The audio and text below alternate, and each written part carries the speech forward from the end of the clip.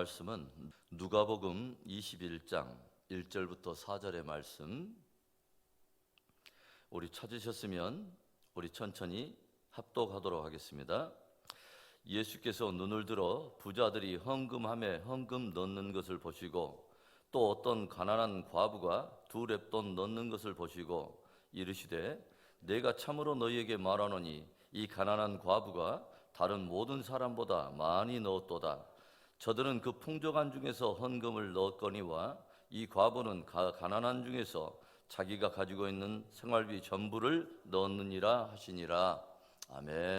고난주간 특별 새벽기도회를 맞아서 주님께서 걸어가셨던 생애 마지막 일주일을 조명하고 각 날에 주님께서 행하셨던 일을 중심으로 은혜를 나누고 있습니다.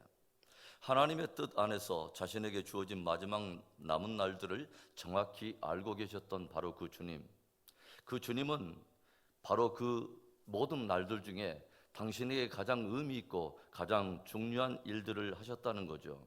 그래서 저와 여러분이 진실로 주님을 따르는 성도들이라면 그분께 중요한 바로 그 일을 우리도 중요한 무게와 비중을 두고 조명할 뿐만 아니라 우리도 바로 그 일을 하는 것이 마땅하다는 것입니다. 종려주일이 지난 첫날 어제 예수님께서 가장 먼저 행하셨던 일이 무엇입니까? 그것은 예루살렘 성전을 찾아가 바로 성전을 청결케 하신 일이었습니다. 주님께 성전이 얼마나 중요한지, 그리고 성전을 성전되게 하는 일이 얼마나 중요한지를 다시 한번 우리에게 시사해 주는 일이었습니다. 그래서 어제는 성전의 성전됨의 회복을 위해서 가장 중요한 본질이 무엇인가를 함께 나눠보았어요. 성전됨의 본질은 무엇보다도 주님을 중심에 모시는 것이며 바로 주님을 진정 주님으로 섬기는 것이죠. 바로 성전의 주인은 주님인 것입니다. 또한 성전됨의 본질은 예배에 있으며 예배가 중심이라고 말씀을 드렸어요. 또한 성전됨의 본질은 말씀 중심에 바로 그 예배에 있다고 말씀을 나누었습니다.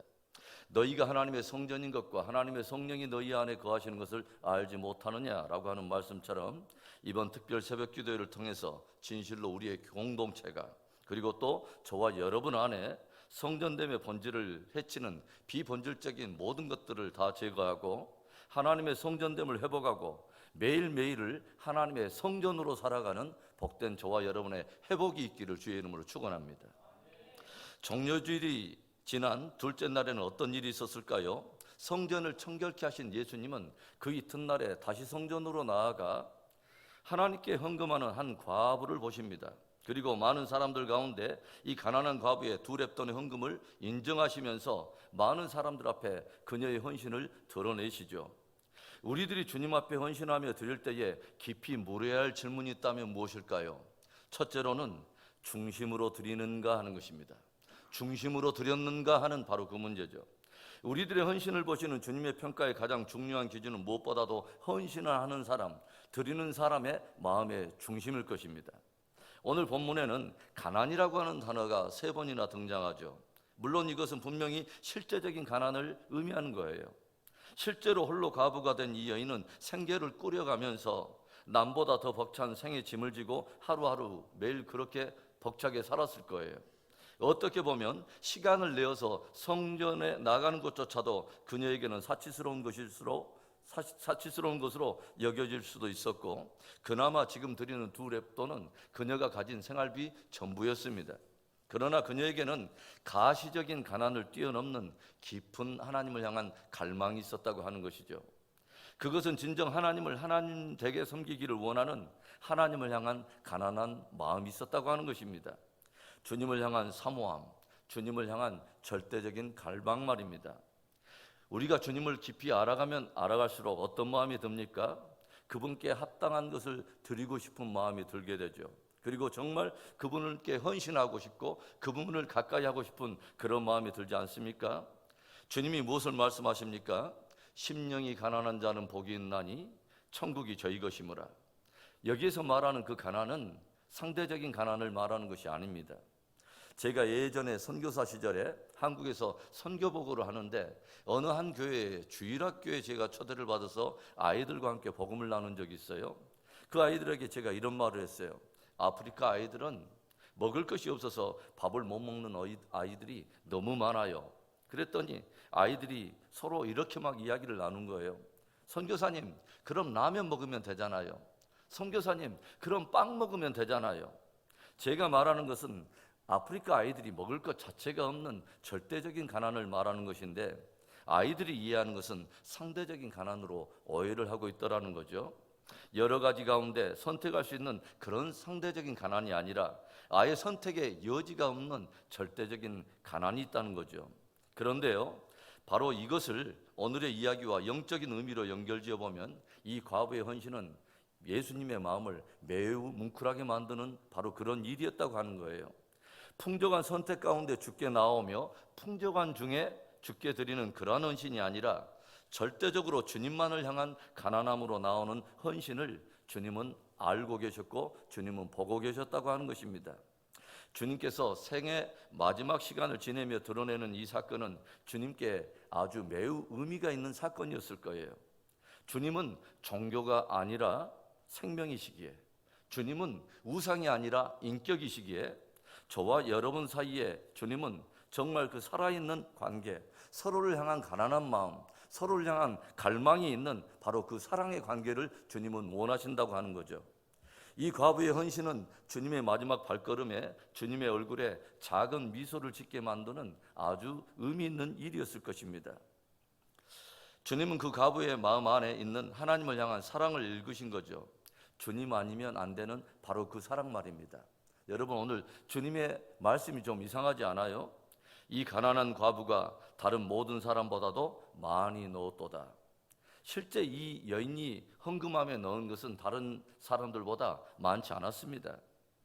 저에게는 꼭 주님의 말씀이 이렇게 들려요. 이 여인이 다른 사람들보다 하나님을 향한 사랑을 많이 담았도다. 이 여인의 하나님을 향한 갈망과 하나님을 향한 헌신의 부요함이 다른 이들보다 많도다. 꼭 이렇게 들립니다. 고난주간을 지내는 우리 안에 다시 한번 주님을 향한 그 가난한 마음이 회복되기를 축원합니다. 이것저것 풍족함 속에서 선택하여 주께 드리는 그런 마음 말고 주님 아니면 안 되는 그 가난한 마음을 고백할 수 있는, 주님 아니면 안 되는 그 사랑을 담는 헌신이 회복되기를 주님의 이름으로 축원합니다. 이 새벽에 주께서 이 과부의 헌신을 통해서 우리들을 도전하시는 말씀이 뭘까요? 우리가 주님께 헌신할 때 다시 한번 우리가 물어야 할 두 번째 질문, 주님께 드렸는가 하는 것입니다. 주님께 드리는가 하는 바로 그 문제. 우리들의 헌신을 보시는 주님의 평가의 가장 중요한 또 하나의 기준은 드리는 그 사람의 마음의 방향입니다. 드려진 재물의 종류와 그 양도 매우 중요하겠지만 더 중요한 것은 그것을 누구에게 드렸는가 하는 거예요. 제 말이 좀 이상하죠? 아니, 우리가 하나님께 드리지, 하나님께 헌물하지, 하나님께 봉사하지, 그러면 다른 누구에게 드린다는 것입니까? 그런데 오늘 주님께서 많은 사람들 가운데 과부의 헌금을 축복하시고 그녀의 헌신을 인정한 것은 그녀가 하나님을 향해서 드렸다는 것입니다. 우리들이 주를 섬긴다는 그 이름 아래 헌신하는 여러 영역에 미묘한 위기가 있다는 것을 한 번쯤 생각해 보게 돼요. 나도 모르게 간교하게 찾아오는, 간교하게 내 마음을 파고드는 이상한 위기 하나가 있다는 거죠.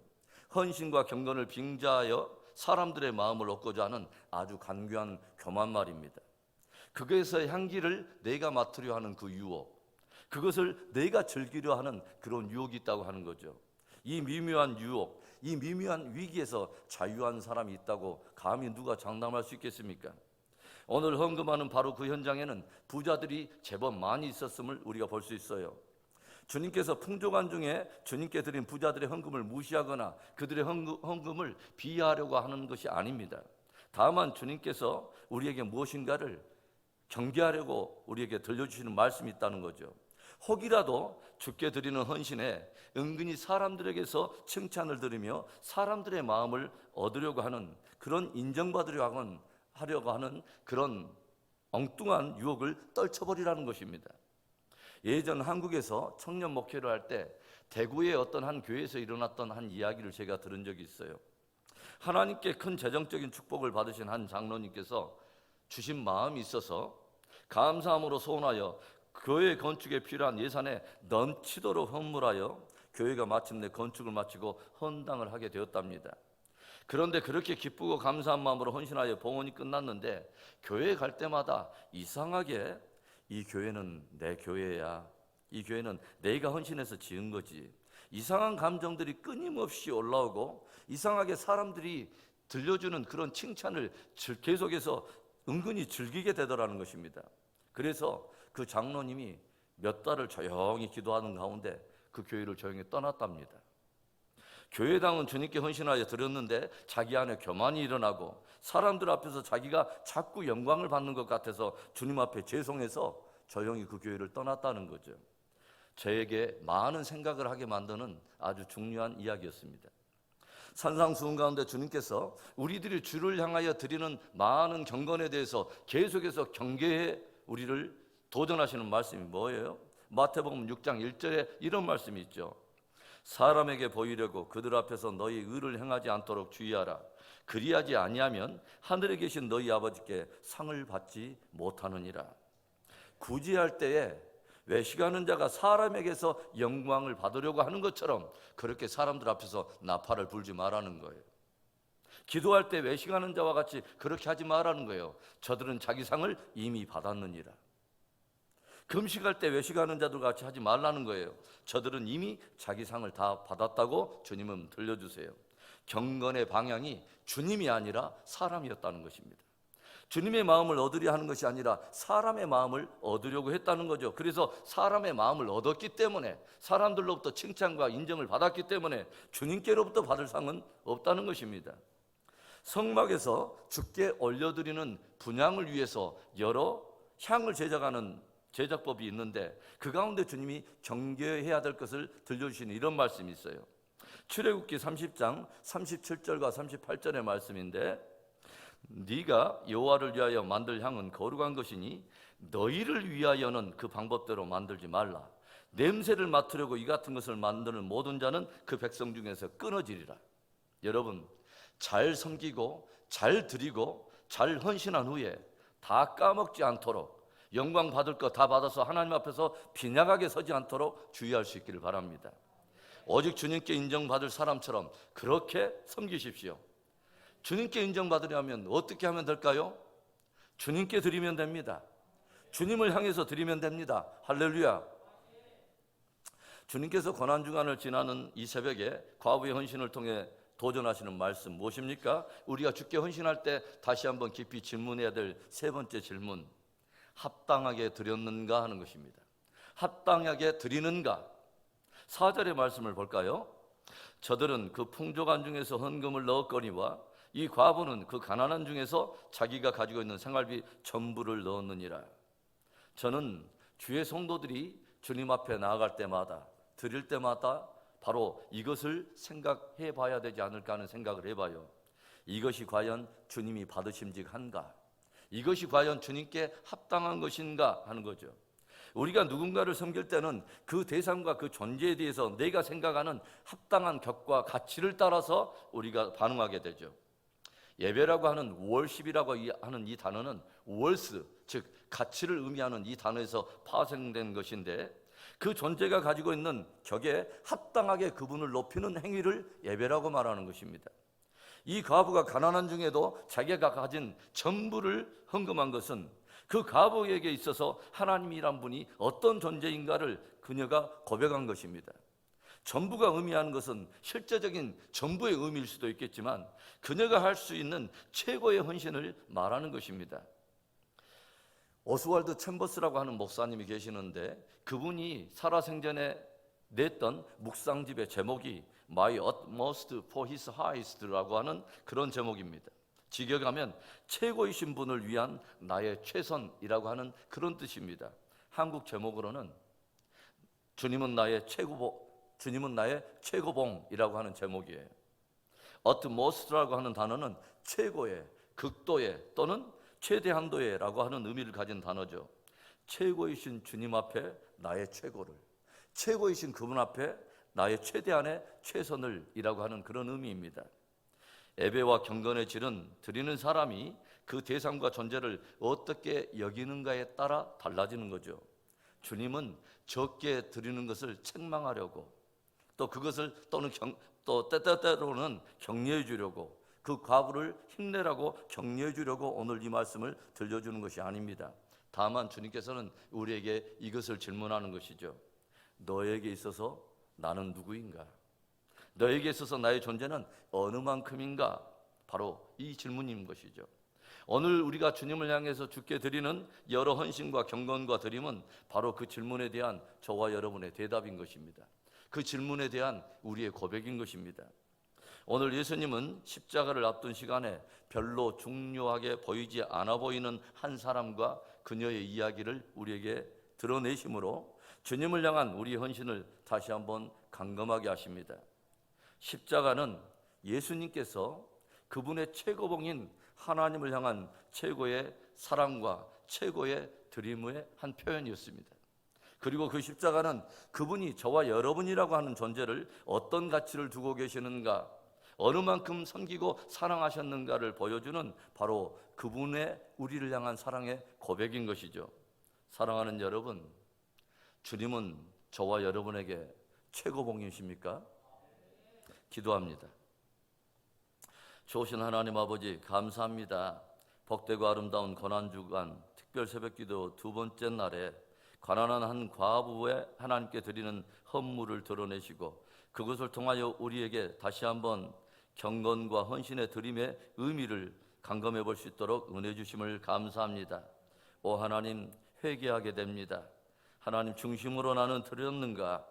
정말 주님에게 드렸는가? 정말 합당하게 드렸는가? 다시 한번 회개하게 됩니다.